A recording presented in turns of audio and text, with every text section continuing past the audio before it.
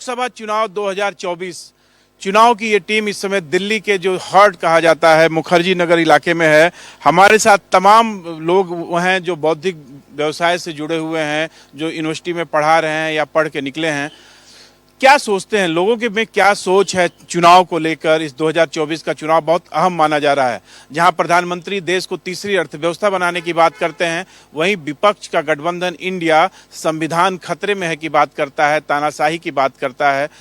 लोग क्या सोचते हैं ये ज्यादा महत्वपूर्ण है। सर, किसकी बात में सच्चाई है? प्रधानमंत्री तीसरी सबसे बड़ी अर्थव्यवस्था बनाने जा रहे हैं, पर विपक्ष कहता है कि अगर प्रधानमंत्री की पार्टी जीतती है तो तानाशाही आएगी, संविधान खतरे में है, लोकतंत्र खत्म हो जाएगा। ब्लैक एंड वाइट के बीच में बहुत सारे शेड्स होते हैं। नंबर एक तो ये है कि अर्थव्यवस्था हमारी एक प्रोसेस के तहत ग्रो कर रही है और ये आगे बढ़ती जाएगी। इसके लिए किसी एक दल को सारा का सारा यश नहीं दिया जा सकता। दूसरी बात आती है कि हमारे देश में लोकतंत्र खतरे में है कि नहीं। तो लोकतंत्र कई आधारों पे बनता है। उनमें से एक आधार यह है कि हम अपने देश की जनता को रेशनैलिटी सिखाते हैं या कि उस देश की जनता को उत्तेजना सिखाते हैं। यदि हमारे देश की राजनीति को देखेंगे तो हमको लगता है कि हमारे यहाँ जो सरकार में है, सरकार जिस दल से जुड़ी हुई है, उस दल के लोग जनता को बौद्धिकता नहीं उत्तेजना सिखाते। लोकतंत्र को सबसे ज़्यादा खतरा यहाँ से है। पर जिस तरह से लगातार आरोप लगाया जाता है कि जो देश में जब भी कोई समस्या खड़ी होती है पिछले 10 सालों में, उसमें नेहरू का नाम आता है। हर जगह हर इल्जाम नेहरू के सर पर लगाया जाता है। हमारे देश के पहले प्रधानमंत्री रहे, वो कई सालों तक आज़ादी के लिए जेल में रहे। क्या लगता है आपको?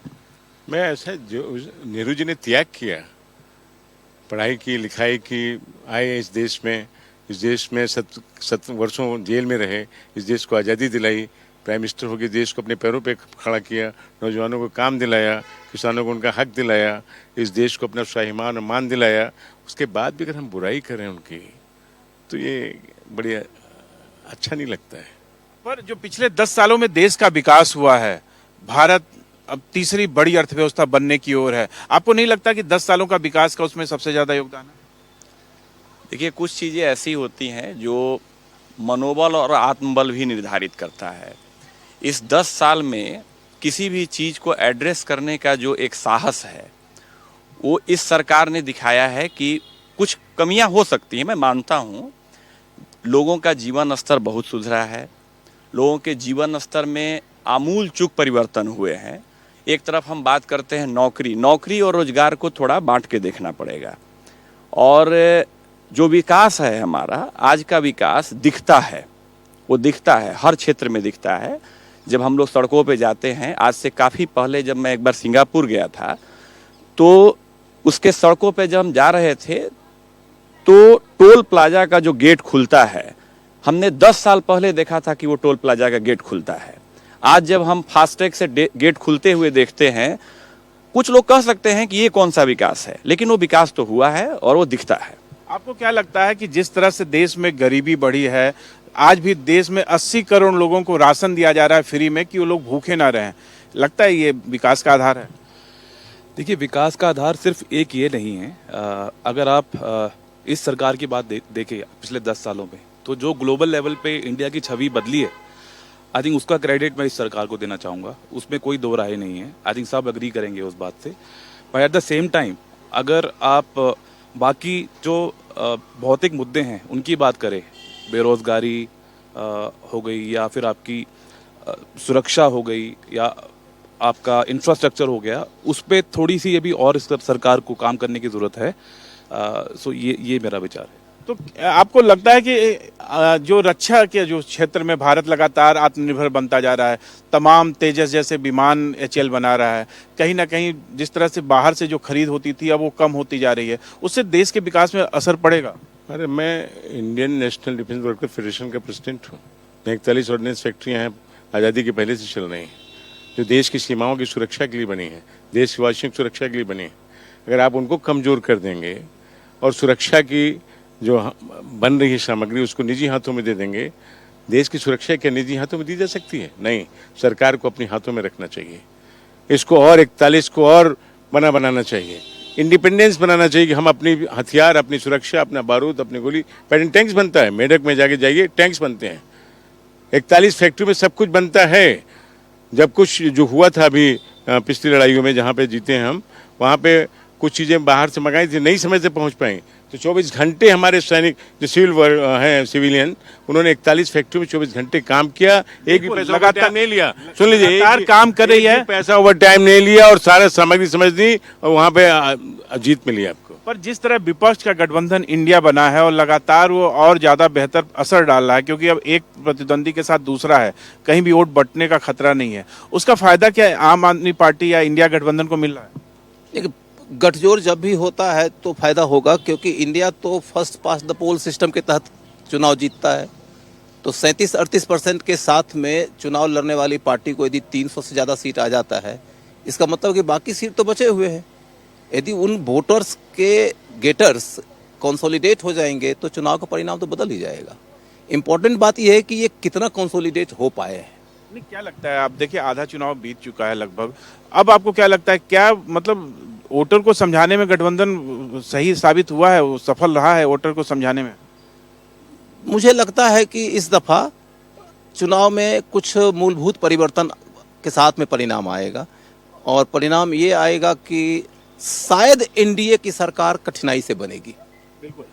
मुद्दा क्या लगता है कि अब कौन सा मुद्दा चल रहा है, क्योंकि लगातार आप देखिए कि आरोप प्रत्यारोप का दौर चल रहा था और अब तानाशाही के बाद वसीयत की बात आने लगी। कल प्रधानमंत्री ने कहा कि मैंने किसी का, मेरा कोई वसीयत नहीं है, कोई वारिस नहीं है, 140 करोड़ जनता ही मेरी वारिस है। जी देखिए, मोदी जैसे जो भाजपा का जो चुनाव प्रक्रिया है, वहाँ तो हम इससे सहमत नहीं है कि जो वो आरोप लगाते हैं या जो मुद्दा उठाते हैं, यदि वो 10 साल सत्ता में रहे हैं तो मेरा ये मानना है कि उनको अपने विकास के मुद्दे पे आना चाहिए चुनाव प्रचार में। लेकिन अभी भी उनके पास वही घिसा पिटा जो उनका ट्रैक रहा है वही। मैं पूछना चाहूंगा कि राम मंदिर का एक बड़ा मुद्दा है कि 500 साल बाद भारतीय जनता पार्टी का कहना है कि अयोध्या में राम मंदिर की स्थापना हुई, हिंदू अस्मिता की बात करते हैं, कितना असर पड़ेगा जनता पे? इसका तो ऑब्जेक्टिव उत्तर देना बहुत मुश्किल है, लेकिन बात असल ये है कि मैं एक व्यक्ति के तौर पर जब डिसीजन लेता हूँ, या एक कम्युनिटी जब डिसीजन लेता है, तो मुद्दे कई होते हैं। राम मंदिर यदि भाजपा के पक्ष में लोगों को मोड़ता है तो बेरोजगारी विपक्ष में मोड़ देता है।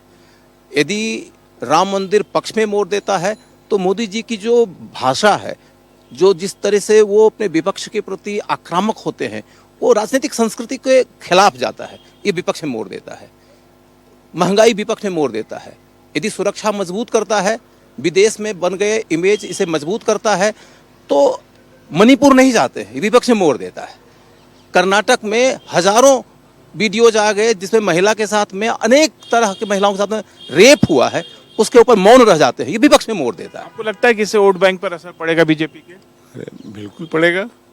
10 साल में आपने जो किया वो उस पर बात कर ही नहीं रहे हैं। राम मंदिर पे मैं सहमत हूँ। राम मंदिर, भगवान राम के नाम लेते हैं, राम 14 साल वनवास में रहे, गरीबों के साथ रहे, खाना क्या खाते रहे, जो भी मिला सादा उनके साथ करते रहे।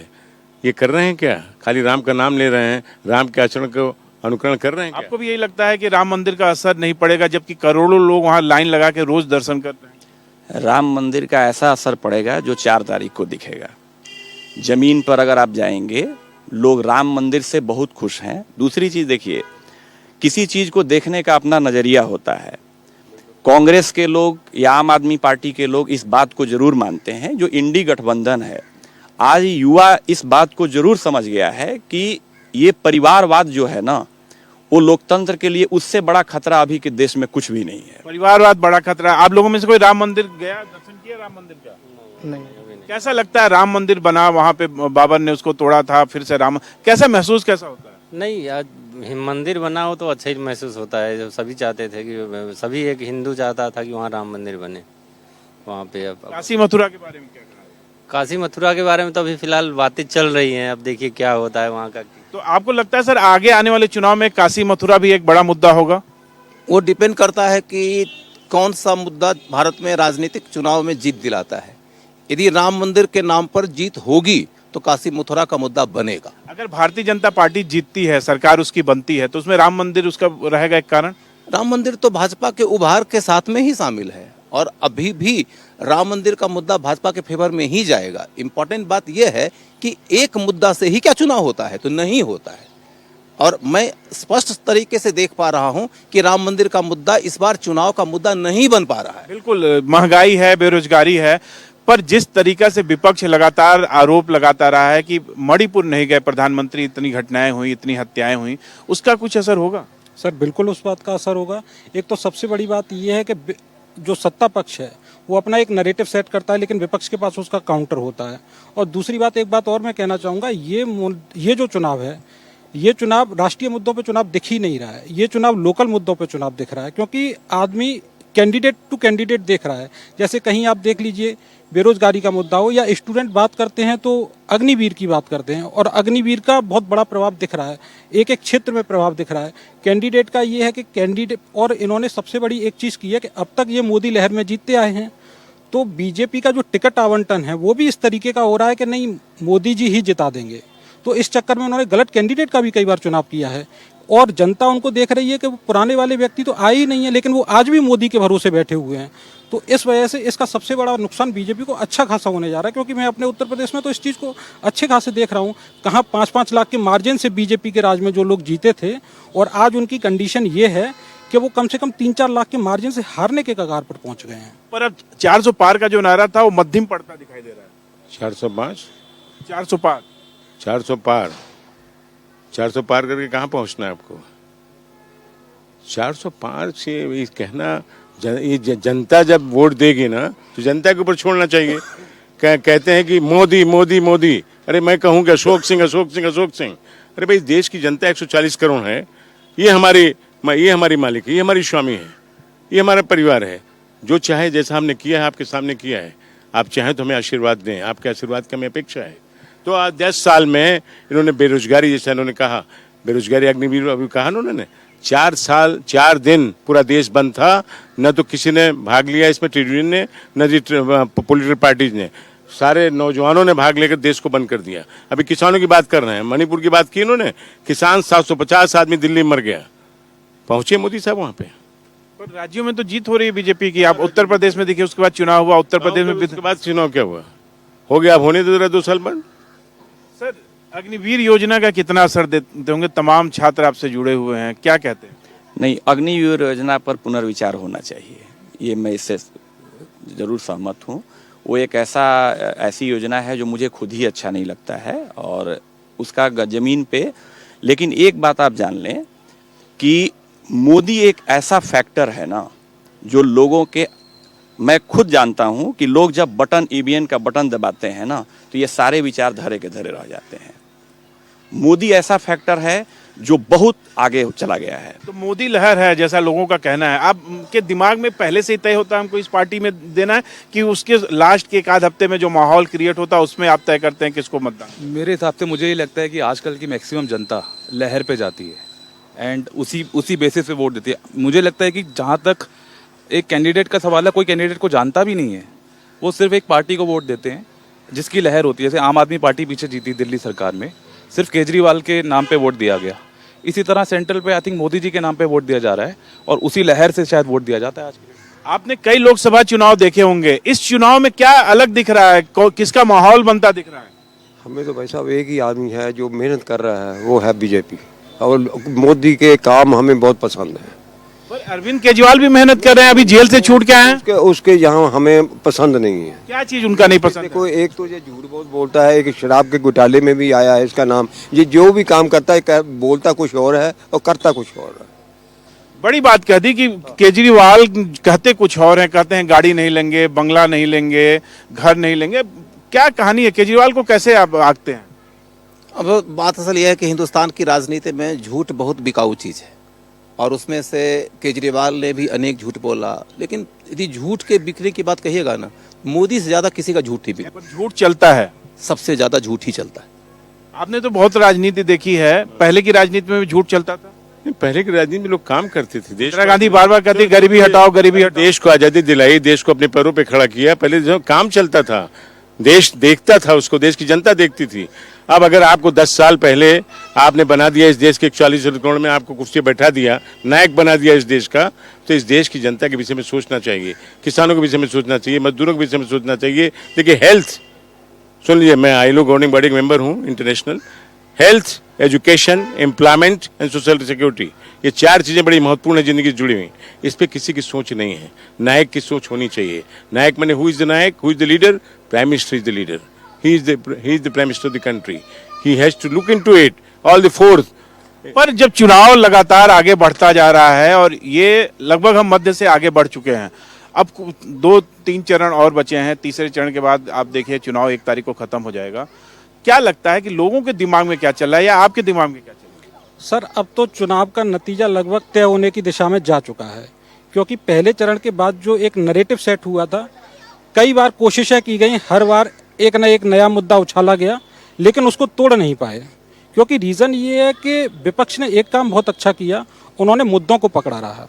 उन्होंने जो विकास के मुद्दे थे उन्होंने कभी उससे डाइवर्ट नहीं हुए, और बीजेपी की जिस तरीके की पॉलिटिक्स चल रही थी वो उसकी राजनीति में इस बार फंसे नहीं। क्योंकि हर बार ऐसा होता था कि भारतीय जनता पार्टी या प्रधानमंत्री या जो भी नेता थे वो एक राजनीति सेट करते थे, मुद्दे सेट करते थे, और विपक्ष सिर्फ उनका जवाब देता रहता था। इस बार के चुनाव में एक चीज दिख रही है कि विपक्ष मुद्दे सेट कर रहा है और प्रधानमंत्री उसके पीछे भाग रहे हैं। यानी केजरीवाल फंस गए, केजरीवाल के घर में सांसद पीटी जाती है, उसके बाद वो जुलूस निकालते हैं। कितना असर पड़ेगा दिल्ली की जनता में, जहाँ केजरीवाल का बड़ा असर है? दिल्ली की जनता में कोई असर नहीं पड़ेगा। दिल्ली की जनता जो है आज के डेट में कोई पार्टी चुनाव नहीं लड़ रही है, बीजेपी वर्सेस आम जनता, यही चुनाव हो रहा। पार्टी कहीं गौन है, आम जनता को जो मजबूरी है, कठिनाई है, महंगाई है, बेरोजगारी, इस पे चुनाव हो रहा। यानी महंगाई एक बड़ा मुद्दा है। इतने साल हो गए, आप लोगों ने बहुत चुनाव देखा होगा, क्या महंगाई सबसे बड़ा मुद्दा है? महंगाई के हिसाब से मतदाता मतदान करेगा? कोई महंगाई पर मुद्दा नहीं। क्या मुद्दा है? आपने तो बहुत लोकसभा चुनाव देखे होंगे। हिंदू मुस्लिम सबसे बड़ी चीज तो ये भी है। हिंदू मुस्लिम, आपको लगता है कि हिंदू मुस्लिम होगा? नहीं होगा नहीं, लेकिन कहने का मतलब इशू तो है ना। पर प्रधानमंत्री तो कहते हैं सबका साथ सबका विकास। जी हाँ, but still the issue remains there. अभी है। यस, यानी आपके हिसाब से मंदिर के नाम पे भी मत पड़ेंगे? बिल्कुल पड़ेंगे। तो ये बुजुर्ग लोग हैं जिन्होंने अपने जीवन में ढेर सारा लोकसभा चुनाव देखा है। आपको लगता है कि इस बार किसकी सरकार आ रही है? मोदी सरकार। मोदी सरकार। और क्या? आप वही मोदी सरकार 400 पार आएगी। मोदी जी आएंगे। मोदी। तो आप देखिए कि किस तरह से मोदी लहर है। आप कह रहे थे कि लोगों में मोदी के लेके एक मैजिक है, मतलब मोदी आते हैं तो लोगों के दिमाग में एक मैजिक सा चलता है। मैं रमेश जी यही कहना चाह रहा हूँ कि ये लोग अपना बचपन, अपनी जवानी और अपना बुढ़ापा तीनों देख रहे हैं। इनसे बेहतर किसी चीज की तुलनात्मक अध्ययन करने वाले ना हम हैं ना ये सब हैं। इनसे बेहतर जजमेंट किसी का नहीं हो। पहले कांग्रेसी भी रहे होंगे, बिल्कुल रहे होंगे, लेकिन जिस प्रकार से कांग्रेस ने क्षेत्रीय दलों को अपने साथ लेकर और बैक बेंचर बन गए, और जिस तरीके से वो लालू और मुलायम के गोद में जाके बैठ गए, अब कांग्रेस का कल्याण तो नहीं होना है, किसी रीजनल पार्टी का जरूर हो जाएगा। ये विचारधारा खत्म हो गई। अब न वामपंथ आएगा और न कांग्रेस आएगी। आपको क्या लगता है कि अगर मान लीजिए भारतीय जनता पार्टी को बहुमत आता है तो उसके बाद देश की राजनीतिक स्थिति क्या होगी? जो गठबंधन है वो बना रहेगा कि बिखर जाएगा? क्योंकि तमाम लोग सत्ता का सुख लेने के लिए सत्ता में शामिल होना चाहेंगे। जितने भी गठबंधन है उन गठबंधनों का कोई भी आइडियोलॉजी नहीं है। गठबंधन नहीं, गठबंधन के बारे में हम ये मान के चले कि वो आइडियोलॉजी के बजाय अपॉर्चुनिटी पर आधारित होता है। यही बात भाजपा के गठबंधन वालों पर भी शामिल है। आप देखेंगे कि जो रामविलास पासवान कहते थे कि रामविलास में राम मैं हूं, और वो सब के सब विलासी हैं, आज उनके बेटे उन्हीं के साथ में हैं और खुद रामविलास भी उन्हीं के साथ में थे। ये अपॉर्चुनिज्म है, और जो जीतता हुआ नजर आएगा लोग उसकी तरफ भागते नजर आएंगे।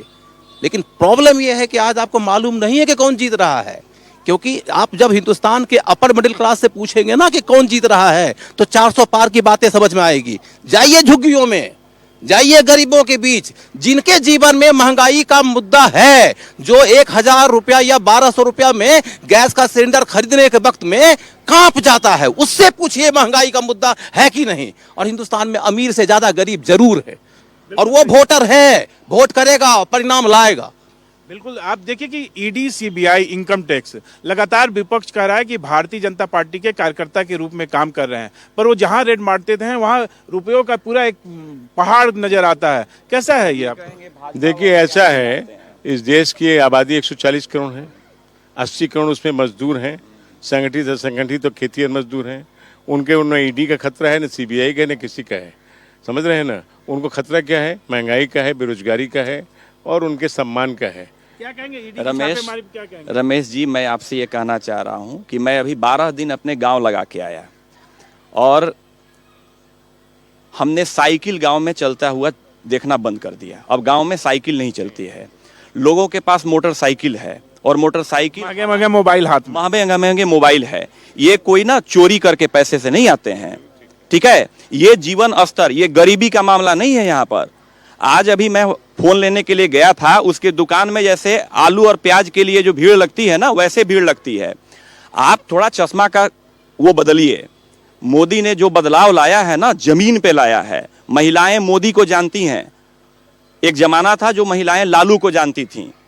लालू से बड़ा जन नेता बिहार को नहीं मिला, लेकिन लालू ने अपने परिवार को केवल सींचा और ये लोग इस चीज को फील कर रहे हैं।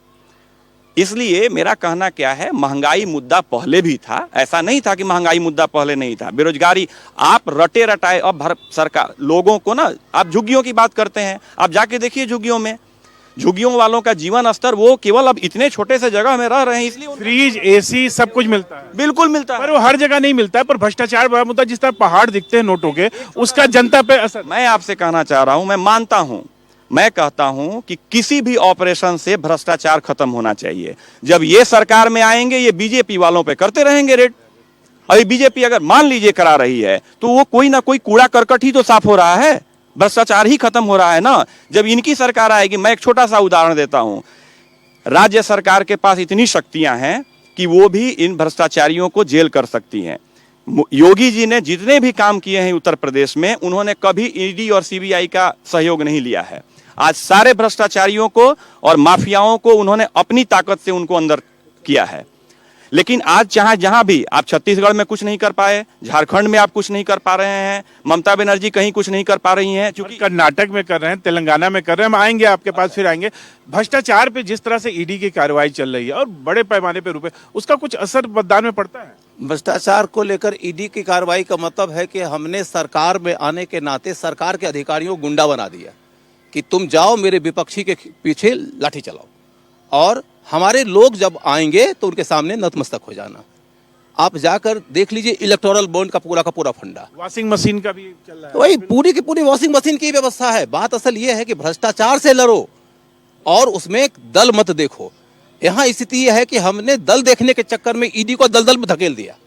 आज के डेट में सरकार के अधिकारी यदि आपको गुंडे दिखने लगेंगे, समझते हैं कि जिस दिन हिंदुस्तान का विपक्ष ये खड़ा होकर कह देगा कि नहीं मानता मैं इसको सरकार, नहीं मानता मैं इसको अधिकारी, तो उसके बाद क्या होगा? अधिकारी जाएगा रेड मारने के लिए और जनता खड़ी हो जाएगी लाठी लेकर, पीटा जाएगा और हिंदुस्तान में अराजकता फैल जाएगी। एक हमारे साथ बुजुर्ग लोग हैं, जिस तरह से भ्रष्टाचार दिखता है, ईडी छापेमारी करती है, नोटों के पूरे एक पहाड़ दिखते हैं, उसका कुछ असर पड़ता है मतदाता पे? क्यों नहीं पड़ेगा, बिल्कुल पड़ेगा, क्यों नहीं पड़ेगा। बहुत ज्यादा फर्क पड़ता है, सबके दिमाग में सेट हो गया। जो रकम, काली रकम सब बाहर आ रही है, सब बाहर आ रही है। बिल्कुल। पर नीरव मोदी तो नहीं आ रहे हैं, माल्या वहीं बैठे हुए हैं। मोदी को गए हुए, इस सरकार ने नहीं उनको भेजा है, इस सरकार ने नहीं भेजा में तो नहीं है ना। नीरव मोदी उधर बैठा है और उसकी गवर्नमेंट अलाउ करेगी तभी आ सकता है। तो एक दिन में नहीं हो सकता ना, वो तो उनका केस चल रहा है वहाँ, जब वो रिपोर्ट करेंगे। इन्होंने कितनी मेहनत की थी और बीजेपी ने कितनी की है, बताओ कहाँ से कहाँ केस पहुंचे। नीरव मोदी का भी एक मुद्दा था कि हम काला धन वापस लाएंगे, वो अभी तक नीरव मोदी नहीं दिख रहे हैं, विजय माल्या नहीं दिख रहे हैं, पर छोटे छोटे जो हैं वो पकड़े जा रहे हैं। आपको ये दिखाई देगा कि गुजरात में पुल गिर गया, जिस पुल के गिरने से 200 लोग मरे थे, उस पुल के निर्माता कंपनी से इलेक्टोरल बॉन्ड में पैसे ले लिए गए। आपको ये दिख जाएगा कि जो आदमी कोविशील्ड का बनाया टीका, उस टीके में तमाम प्रकार के दोष है, प्रॉपर प्रोसेसिंग के बगैर ही उसको मान्यता दे दी गई, लेकिन उसे इलेक्टोरल बॉन्ड ले लिया गया। आप ये देखेंगे कि हमने आपको रेड मार दिया, आपसे पैसे ले लिए फिर छोड़ दिया, हमने आपकी गिरफ्तारी कर लिया, पैसे ले लिए फिर छोड़ दिया, और सुप्रीम कोर्ट के डंडे के बाद इसको एसबीआई ने पब्लिश किया। आप समझ सकते हैं कि हिंदुस्तान में सामान्य आदमी करप्शन करता है तो कानून तोड़ता है, क्योंकि आज के डेट में सत्ता बहुत ताकतवर हो गई है तो कानून बना के करप्शन करती है। इलेक्टोरियल बॉन्ड एक बड़ा मुद्दा है, करोड़ों रुपए आए उन लोगों से आए जिनके ऊपर आरोप लगे, डरा के धमका के, क्या असर डालेगा इस चुनाव में? भाई ये जबरदस्त असर डालेगा। एक सिद्धांत हो गया ये कि इनको ऊपर रेट डालो और इनको गलत आदमी करो। देखिए ना, वो तो सब कह दिया हमारे भाई ने, सारी बातें उसको रिपीट करना ठीक नहीं है। आप बताइए, नमक पे टैक्स लगा, गांधी ने नमक आंदोलन छेड़ दिया था। गरीबों को टैक्स नहीं लगना चाहिए।